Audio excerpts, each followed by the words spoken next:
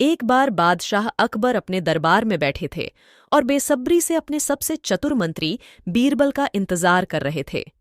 जब बहुत देर हो गई तो उनका गुस्सा फूट पड़ा। जैसे ही बीरबल दरबार में पहुंचे, अकबर ने उनसे तपाक से पूछा, इतनी देर से क्यों आए हो?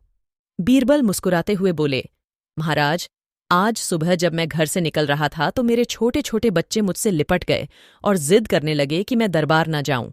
उन्हें समझाने बुझाने में ही इतनी देर हो गई। अकबर बीरबल की बातों पर यकीन नहीं कर पाए। उन्हें लगा कि बीरबल देर से आने का बहाना बना रहे हैं। उन्होंने बोला, बच्चों को मनाना इतना भी मुश्किल नहीं है।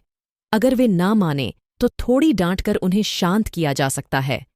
बीरबल जानते थे कि बच्चों के नाजुक सवालों और जिद को पूरा करना कितना मुश्किल होता है। अकबर नहीं माने तो उन्होंने एक तरकीब सोची। उन्होंने बादशाह के सामने एक शर्त रखी। उन्होंने कहा कि वो ये बात सिद्ध कर सकते हैं कि छोटे बच्चों को समझाना बहुत मुश्किल होता है, लेकिन इसके लिए उन्हें एक छोटे बच्चे की तरह व्यवहार करना होगा और बादशाह को उन्हें समझाना होगा। अकबर इस शर्त के लिए मान गए। फिर क्या था, अगले ही पल बीरबल बच्चे की तरह शोर मचाने और रोने लगे। अकबर उन्हें चुप कराने के लिए अपनी गोद में उठा लिया। बीरबल गोद में बैठे बैठे उनकी लंबी मूंछों से खेलने लगे।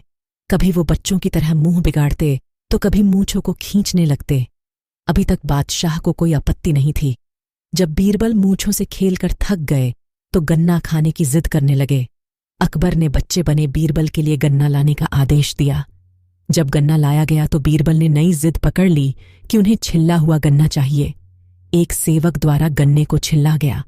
अब बीरबल जोर जोर से चीखने लगे कि उन्हें गन्ना छोटे छोटे टुकड़ों में कटा हुआ ही चाहिए। उनकी जिद को पूरा करने के लिए गन्ने को छोटे छोटे टुकड़ों में काटा गया।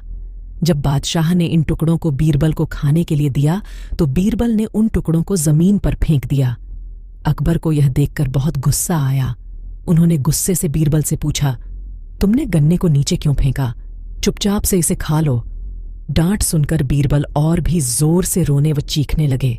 अकबर ने प्यार से पूछा, कहो बीरबल, तुम क्यों रो रहे हो? बीरबल ने जवाब दिया, मुझे अब छोटा नहीं एक बड़ा गन्ना चाहिए। अकबर ने उन्हें एक बड़ा गन्ना लाकर दिया, लेकिन बीरबल ने उस बड़े गन्ने को हाथ तक नहीं लगाया। अब बादशाह अकबर का गुस्सा बढ़ रहा था। उन्होंने बीरबल से कहा कि तुम्हारी जिद के अनुसार तुम्हें बड़ा गन्ना लाकर दिया गया है, तुम इसे न खाकर रो क्यों रहे हो? बीरबल ने जवाब दिया, मुझे इन्हीं छोटे छोटे टुकड़ों को जोड़कर एक बड़ा गन्ना खाना है। बादशाह ने बीरबल की इस जिद को सुनकर अपना सिर पकड़ लिया और अपनी जगह जाकर बैठ गए। उन्हें परेशान देखकर बीरबल ने बच्चा बनने का नाटक खत्म किया और बादशाह के सामने आए।